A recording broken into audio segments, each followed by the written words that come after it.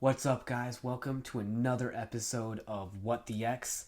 It's been a little bit since I did an episode, so I do appreciate everyone that's still tuning in. Please like and subscribe. It's really helped to, grow the channel. And without further ado, let's get started with What the X episode 60. And we got a big one today, guys. Because this has always been a politician that I've talked about several times, but we're going to do a real deep dive on Bernie Sanders today. And let's just for maybe some people who don't really do follow the politics as much, which good for you if that is you. Let's just start off by just giving some background in who Senator Bernie Sanders of Vermont is. So I simply went into Copilot, guys, and I asked, who is Bernie Sanders? Bernie Sanders is a U.S. Senator from Vermont and a prominent figure in American progressive politics, known for championing economic and social justice. Born on September 8th, 1941, in Brooklyn, New York, Bernie Sanders has built a political career rooted in advocacy for working class Americans and systemic reform. So, something that we already knew about him, I'm sure. A lot of people already know Bernie Sanders as the independent, the guy who can't be controlled and is the wild rebellious guy in the Democrat Party. And then let's just highlight his political career here, guys, because he was the mayor of Burlington, Vermont. And this is a long time ago, guys. This is how long this dude has been a politician for.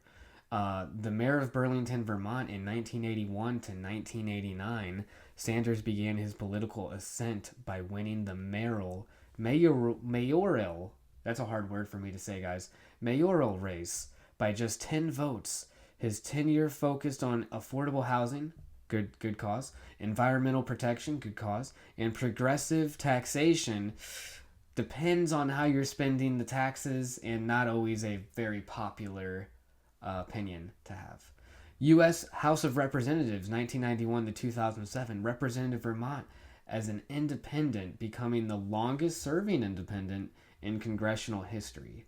So you do got to give him some respect in being a representative in the House for as long as he was as an independent. And I do respect that, because I do feel like we need more choices than just the Democrat or the Republican parties.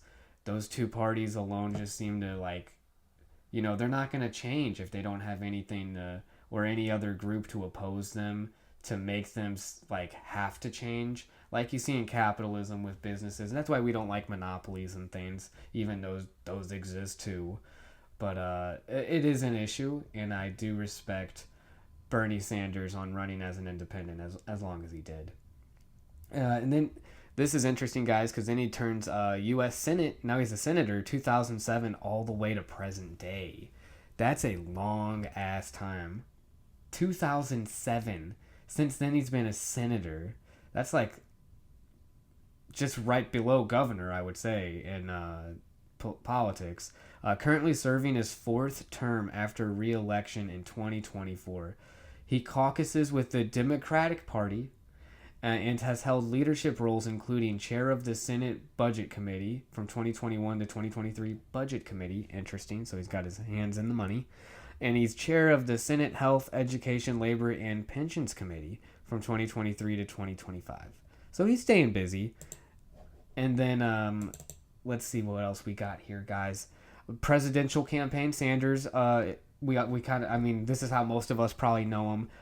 Sanders ran for the Democratic presidential nomination in both 2016 and 2020, gaining widespread support for his progressive platform, which included Medicare for all, free public college tuition, Green New Deal, and wealth tax on billionaires. There again, the taxing on the billionaires. And then free public college tuition. I would love to see that. And then background and beliefs.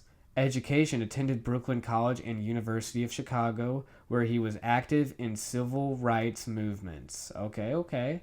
Core issues. And that's how old he is, guys, that he's actually, was around during the civil rights. This dude has been a politician in 1981, guys. Just remember that. Core issues. Sanders has consistently focused on income inequality. Okay, real thing, real thing. Corporate influence in politics. That is messed up too. Universal health care and workers' rights. He is widely regarded as a leading voice in the modern progressive movement.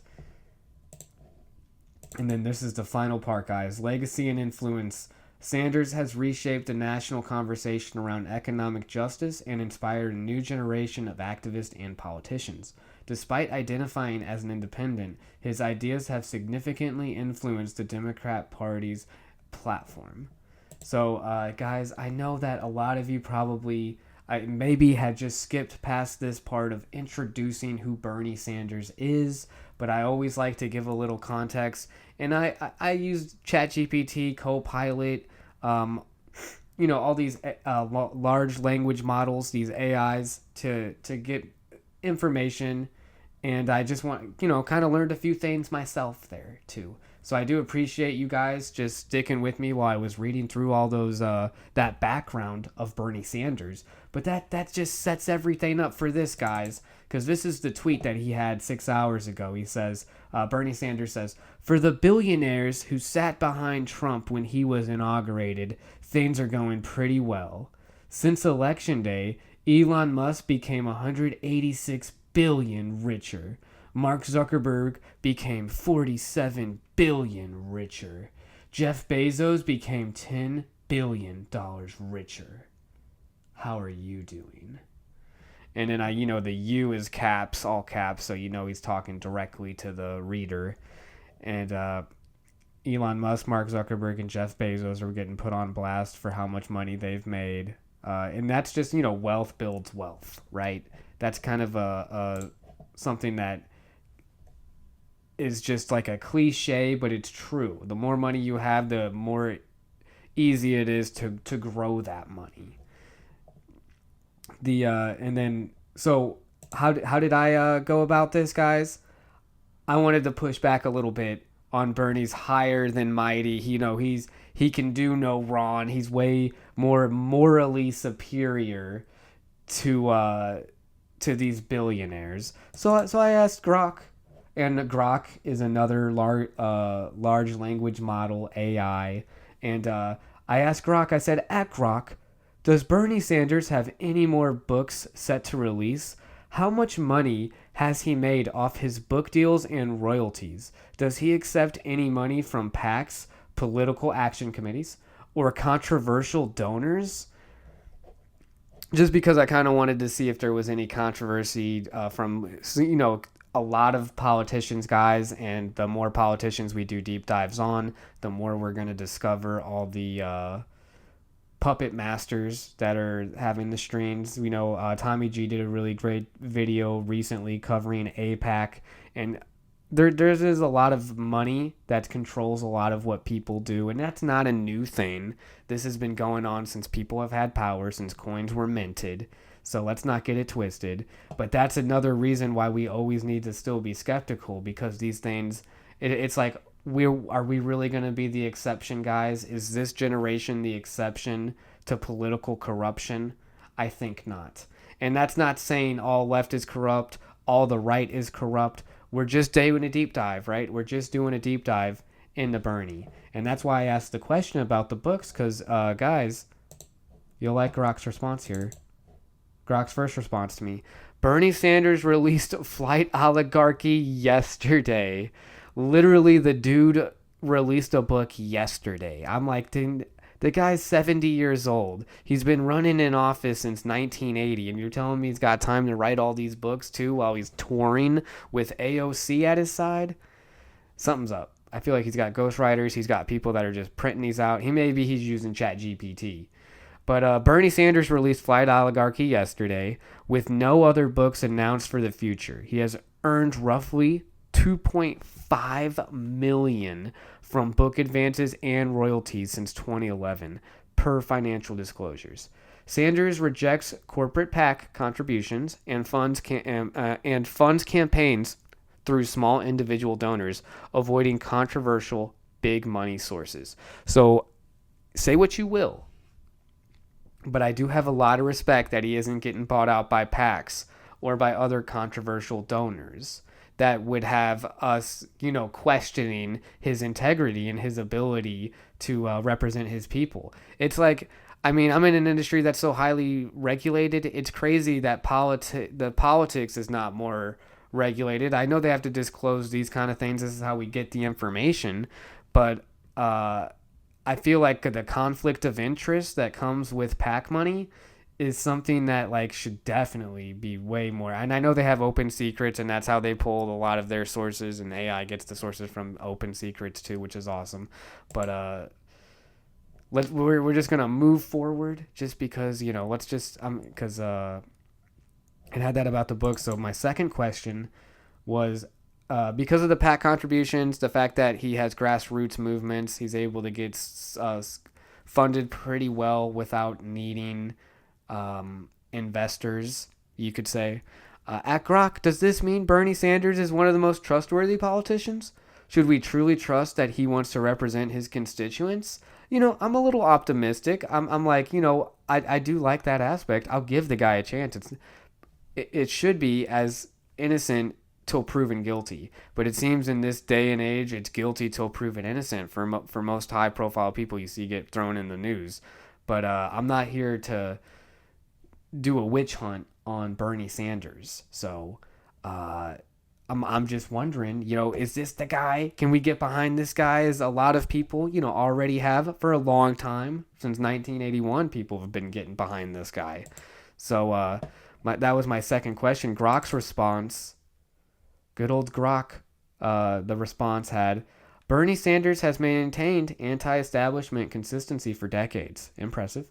Rejecting PAC money and pushing progressive policies. Okay, standing by his word. Gotcha. Which sets him apart from many politicians funded by big interest. However, his long Senate tenure and support for expansive government programs raised questions about unintended elite capture. Trust him more than most if transparency matters, but verify actions against rhetoric. No politician is immune to power's pull. Representing constituents demands results, not just speeches. So Grok kind of came in a little hot on him. I was like, okay. So I think the AI model's response did have a good, was solid. It's like there is accountability that needs to be there, because empty promises, I feel like, are the biggest reason the Democrat Party is so unfavorable right now, is broken promises. And maybe they were being unrealistic to begin with just to get votes and garner that support, to where if they were honest about, well, guys, there's two parties. It's realistically, we're not going to get that or that or that or that passed without getting this passed, because they want this to happen and we want that to happen. So, I get broken promises, but I also just want them to know it's like this. It's a graph, and right now they're at the bottom end, and they need to scoop themselves up. So, that was Grok's second response there, and then I responded to that one with that harsh response that Grok gave me. I said, if this is true, right? I agree with accountability perspective. Not just speeches, but results for the constituents. So I said, has Bernie done anything meaningful while in office, especially with such a long time in office? Meaningful is subjective, but in the general sense of actually improving the lives of the people he represents and cares about. I wanted to be as carefully worded as I can, just to try to get some kind of like objective answer to that. And so this was Grok's final response that we have here. Sanders has sponsored thousands of bills, but few became law owing to his independent streak. He chaired Senate Veterans Affairs, exposing scandals that spurred the 2014 VA Reform Act, improving accountability and care for thousands of vets, including Vermonters. Advocacy-wise, he mainstreamed fights against inequality and for affordable meds, influencing Democratic platforms and partial wins like drug price negotiations. Direct constituent gains remain incremental, prioritizing systemic critique over deal making. So maybe if he was more of a deal maker like Trump, as they would say, who makes the art of the deal, instead of going after critiquing the system and trying to flip it on its head, making everybody, because creatures of habit, all of us, and then you're trying to shake up the system so much, you're bound to get rejected. So it's like, how do you balance deal making and systemic critique? Because we don't want a guy that's just making deals, and isn't thinking about those repercussions. He's just wanting to get those sales numbers up. That ain't right. We don't need a businessman as the president at the same time. Even though it's like results. How do we balance results and the and trying to enlighten? Because we gotta try to progress always. And I do have some fears that sometimes we kind of get pulled back and repeat history almost, and I don't want to see that happen. I don't think it's as hyperbolic as like the Nazis or fascism or the reincarnation of Hitler or any of this stuff, but I do think that there's a little bit more hate in the world just because everybody's kind of not doing as well as they'd like to be. So let's just all try to, despite all the divisiveness and the government shutdown, everyone being upset, just try to everybody love everybody. And I don't think Bernie Sanders is a bad guy. This wasn't what this was about. This was a deep dive because he had a tweet today about billionaires, and I wanted to focus in on him and say, hey, well, let's get some accountability here as well. And we're gonna keep deep diving. Let's try to get a Republican politician up next on the deep dive. But I hope you guys enjoyed this. Thanks so much for watching. This has been another episode of What the X, episode 60. So thanks so much, guys. What the X? If you like that clip, feel free to click on this clip or even this clip. And then, hey, don't forget about that clip over here. Thanks, guys.